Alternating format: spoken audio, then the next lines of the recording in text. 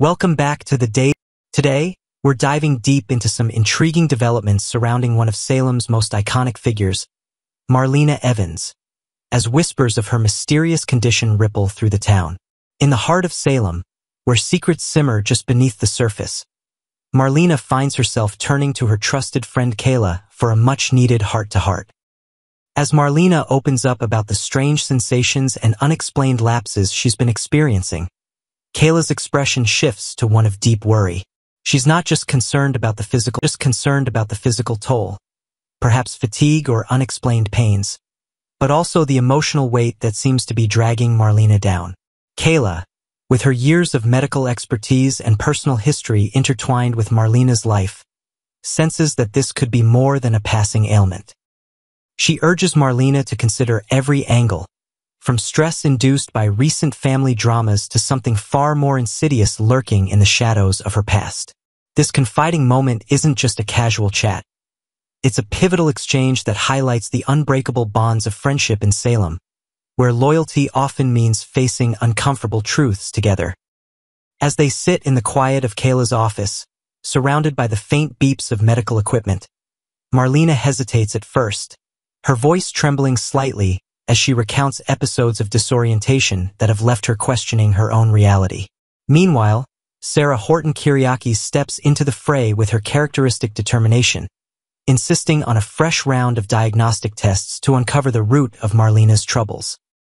Sarah, ever the dedicated physician, pores over charts and lab results late into the night, her brow furrowed in concentration. She's convinced that science can provide answers, perhaps ordering advanced scans or blood work to rule out neurological issues or hidden infections. Yet, as the results trickle in, a nagging doubt creeps in. Marlena's symptoms defy easy categorization. They whisper of something ethereal, beyond the cold precision of medicine, like echoes from a forgotten dream or a curse woven into the fabric of her soul. Sarah confides in her colleagues, pacing the hospital corridors, wondering if this could tie back to Salem's long history of supernatural entanglements. Imagine the tension in the exam room as Sarah adjusts her stethoscope, listening not just to Marlena's heartbeat, but to the unspoken fears that pulse beneath. This push for more tests adds a layer of urgency, reminding viewers that in days of our lives, health crises often serve as gateways to deeper revelations about love, loss, and the human spirit. The plot thickens with the unexpected return of Susan Banks, whose quirky intuition brings a fresh wave of intrigue to Marlena's storyline. Upon their emotional reunion, perhaps in the bustling town square amid falling autumn leaves, Susan is immediately struck by an odd vibe emanating from Marlena. It's not just a friendly warmth. Susan's psychic senses tingle with premonitions, as if she's picking up on fragmented visions or auras that don't align with the Marlena she remembers. Susan, with her eccentric style and history of otherworldly insights, might even pull out a deck of tarot cards or share a cryptic story from her own past encounters with the supernatural. This strange feeling leaves Susan unsettled, prompting her to warn Marlena about unseen forces at play. Their interaction, filled with hugs that linger a bit too long and eyes searching for hidden meanings, sets the stage for potential alliances or conflicts, as Susan's involvement could unravel threads from Marlena's complex history. Fans will recall Susan's own brushes with the DiMera legacy, making her the perfect catalyst for stirring up buried memories. As night falls over Salem, Marlena's subconscious takes center stage in a haunting dream sequence that transports her back to a darker chapter of her life. In this vivid reverie, she relives her time under the spell of the infamous Stefano DiMera, where she was dubbed his enigmatic Queen of the Night. The dream unfolds like a Gothic tapestry. Marlena envisions herself in opulent gowns, wandering dimly lit halls of the DiMera mansion, with Stefano's commanding presence looming like a shadow. Whispers of old manipulations and forbidden passions resurface, making her jolt awake in a cold sweat, her heart racing. This nocturnal journey isn't mere nostalgia. It's a stark reminder of how Stefano's influence once twisted her identity, forcing her to confront moral ambiguities and lost fragments of herself. Perhaps in the dream, she hears Stefano's voice echoing promises of power, or sees flashes of chess pieces symbolizing the games he played with her life. Waking up, Marlena stares at the ceiling, piecing together how these echoes might connect to her current woes, blending psychological depth with the soap's signature flair for dramatic resurrections of the past. With all these elements converging, Marlena faces a whirlwind of introspection as she prepares to lay everything bare to Kayla. There's so much swirling in her mind. From the medical uncertainties raised by Sarah's tests to Susan's eerie intuitions and the dream's unsettling callbacks to Stefano's era. Kayla listens intently, her hand offering comfort, as Marlena weighs the possibilities. Could this be a relapse of some long-dormant condition, or is it a sign of something more profound, like a spiritual reckoning? The conversation might extend into discussions of family impacts, with Marlena worrying about how her struggles could affect her loved ones, such as her devoted husband John or her children navigating their own Salem sagas. This moment of vulnerability underscores Marlena's resilience, a trait that has endeared her to fans for decades. As the episode builds, viewers are left on the edge, eager for resolutions that could shift alliances and unearth long-buried secrets. Stay tuned to Days of Our Lives for more twists in Marlena's journey. Will science prevail, or will the supernatural claim another victim in Salem? Don't forget to like, subscribe, and hit that notification bell for all the latest updates from our channel. Next, we will learn about the dramatic developments surrounding Marlena Evans and the emotional turmoil that continues to grip Salem's most beloved families in yesterday's compelling episode.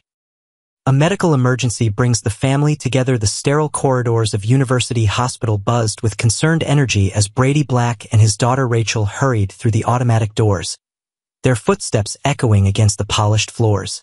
The fluorescent lights cast an unforgiving glow as they navigated toward the room where Marlena Evans was being treated. Belle Brady, her professional composure barely masking her deep worry, intercepted them near the nurse's station with an update that would both reassure and concern the gathered family members.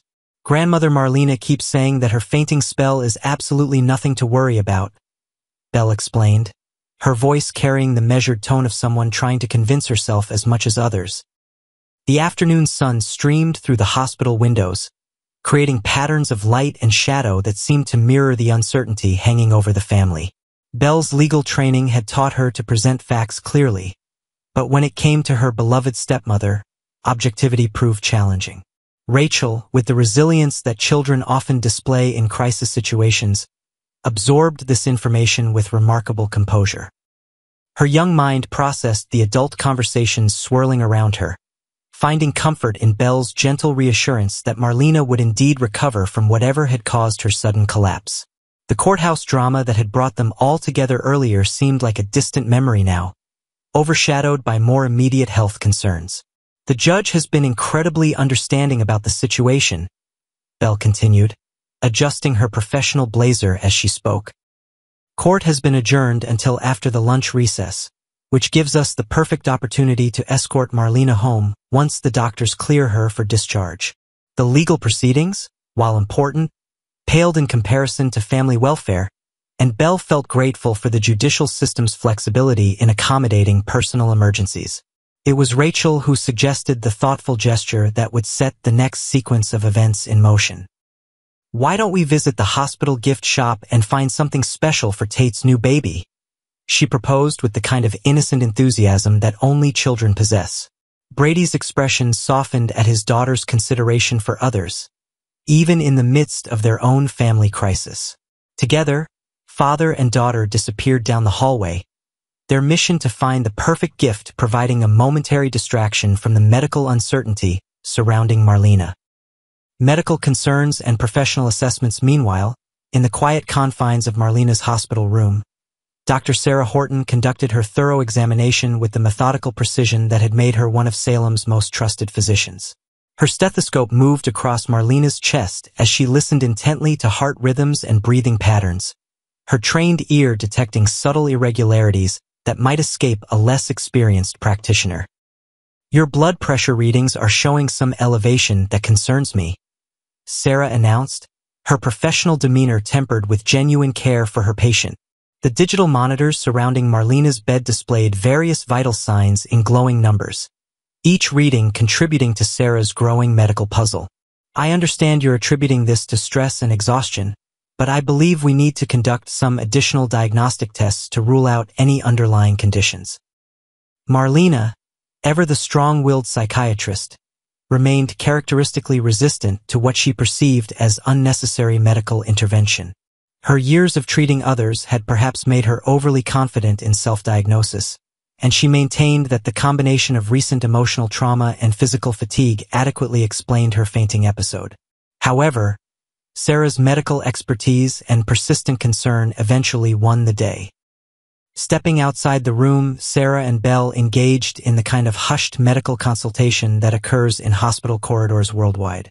Belle's legal mind appreciated Sarah's thoroughness, even as her heart yearned for simple reassurance that everything would return to normal. Marlena, joining them in the hallway, reiterated her belief that the medical scare was nothing more than her body's response to recent stressful events. "We'll have the test results back within a few hours," Sarah promised, though her expression suggested she wasn't entirely convinced by Marlena's casual dismissal of the symptoms. "Until then, I think it's best if you go home and rest. I'll call you personally as soon as we have any information." The plan seemed reasonable to everyone involved, offering a compromise between medical caution and Marlena's desire to return to familiar surroundings. A tragic revelation and emotional responses when Brady and Rachel returned from their gift shop expedition. They carried with them both a carefully selected present and news that would profoundly impact everyone present. Their absence had been brief, but in that short time, the emotional landscape of their day had shifted dramatically. Rachel proudly displayed the soft, cuddly stuffed animal they had chosen, its innocent appearance contrasting sharply with the gravity of the news they were about to share. "We're so sorry we missed seeing Marlena," Brady began, his voice carrying undertones of something far more serious than a simple scheduling conflict. The gift shop bag rustled in Rachel's hands as she held up their purchase, eager to share their thoughtful selection. But the adults in the group sensed an undercurrent of sorrow in Brady's demeanor that suggested their shopping trip had yielded more than just a present. It was then that the devastating news emerged. The baby had been born, but tragically, the infant had not survived. The sterile hospital environment seemed to amplify the weight of this announcement, as if the building itself was absorbing the collective grief of all who heard these words. Brady's voice remained steady as he explained that everything had proceeded normally during the delivery, but fate had intervened in the cruelest possible way. The revelation that the baby was female added another layer of poignancy to an already heartbreaking situation. Sarah repeated, her medical training momentarily overwhelmed by human emotion. The gender specification seemed to make the loss more tangible, more real, transforming an abstract tragedy into something heartbreakingly specific. The power of names and hidden connections. Rachel's innocent inquiry about the baby's name opened an unexpected emotional floodgate. "Do we know what they decided to call her?" she asked with the curiosity that children bring to all aspects of life and death. When the adults admitted they didn't have this information, Rachel offered her own suggestion with characteristic childhood directness. "I really like the name Mackenzie." The effect of this simple statement on Sarah was immediate and profound. The name seemed to strike something deep within her consciousness, triggering an emotional response that surprised everyone present, including herself. Tears began flowing down her cheeks as she struggled to maintain her professional composure, hastily attributing her reaction to seasonal allergies that no one quite believed. Brady, recognizing the intensity of Sarah's reaction, gently suggested that Rachel might want to explore other areas of the hospital, giving the adults space to process what was clearly a more complex emotional situation. As Rachel departed, Brady offered what he thought might be an explanation for her name choice. "She probably remembers Uncle Eric mentioning a Mackenzie at some point." But Sarah's response suggested something far more profound than simple name recognition. "Or maybe," she said, her voice trembling with emotion, "somewhere deep in her subconscious, she remembers that name for an entirely different reason." The implication hung in the air like a question that no one was quite ready to ask directly. Sarah's emotional vulnerability became more apparent as she explained her recent decision to end her relationship with Xander.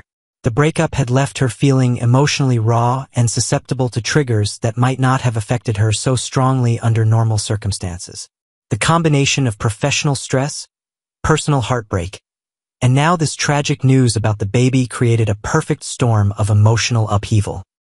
Therapeutic discussions and unresolved grief back in the familiar comfort of home, Belle and Marlena settled into what would become an unexpectedly revealing conversation about loss, therapy, and the complexities of human psychology. The transition from hospital to home provided a welcome change of environment, though the underlying concerns about Marlena's health continued to simmer beneath the surface of their discussion.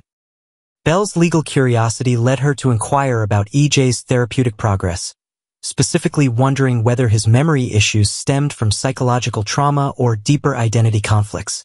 As both a lawyer and a daughter, she understood the importance of accurate diagnosis in determining appropriate treatment approaches. Marlena's response reflected both her professional ethics and personal limitations. "Honestly, I cannot make any definitive statements about his condition," she admitted, her years of psychiatric training evident in her careful choice of words. "Additionally, I must confess that I feel somewhat uncomfortable discussing the specifics of therapeutic relationships, even in general terms." The boundary between professional discretion and family conversation created a natural tension that both women understood. It was Belle who redirected their conversation toward more personal territory, gently probing her mother's emotional state regarding John's death. The question emerged from genuine concern rather than mere curiosity, as Belle had observed subtle changes in Marlena's behavior that suggested unprocessed grief. "How are you really handling the loss of John?" Belle asked, her voice soft with concern. "I know you're incredibly strong, but I also know that even the strongest people need support during times like these." The invitation to share emotional vulnerability represented a reversal of their usual dynamic, with Belle offering to be the supportive listener rather than the one seeking guidance. Marlena's initial deflection, suggesting that the loss was equally difficult for Belle, revealed her tendency to focus on others' needs rather than acknowledging her own emotional requirements. However, Belle persisted with loving firmness, emphasizing that their conversation was specifically about Marlena's grief process, not her own. Supernatural intuition and mysterious warnings, the afternoon's emotional revelations took an unexpected turn when Susan Banks made her characteristic dramatic entrance into their home. Susan's unique blend of genuine concern and supernatural sensitivity had always made her visits unpredictable, but today her presence would prove particularly unsettling for reasons that went beyond mere social awkwardness. Belle's attempts to diplomatically suggest that this might not be the ideal time for visitors were immediately overwhelmed by Susan's determination to offer condolences for John's passing. The woman's theatrical gestures and emotional expressiveness filled the room with an energy that seemed almost overwhelming in contrast to the subdued atmosphere that had previously characterized the day. Susan's condolences, while heartfelt, carried an undercurrent of something more complex than simple sympathy. As she approached Marlena with arms extended for a comforting embrace, her expression began to shift from sorrow to confusion, then to something approaching alarm. "Dr. Marlena," Susan began, her voice taking on the mystical quality that typically preceded her more unusual pronouncements. "I'm experiencing some very strange sensations in your presence." The embrace that had begun as a gesture of comfort transformed into something more investigative, as if Susan were attempting to diagnose some invisible ailment through physical contact. The specificity of Susan's concern was both startling and cryptic. "Your mind, your body, and your soul. They're all experiencing some form of disturbance that I cannot quite identify." Her words carried the weight of supernatural conviction, delivered with the kind of certainty that made dismissal difficult despite their otherworldly nature. Marlena's response to this unusual diagnosis was to simply ask, "What kind of trouble are you sensing?" The question suggested either polite curiosity or genuine concern, though her expression remained carefully neutral throughout the exchange. Belle's protective instincts kicked in immediately, recognizing that Susan's mystical proclamations, however well-intentioned, were not what Marlena needed during her current vulnerable state. With diplomatic firmness, she began escorting Susan toward the door, maintaining a cheerful demeanor that masked her determination to end the visit.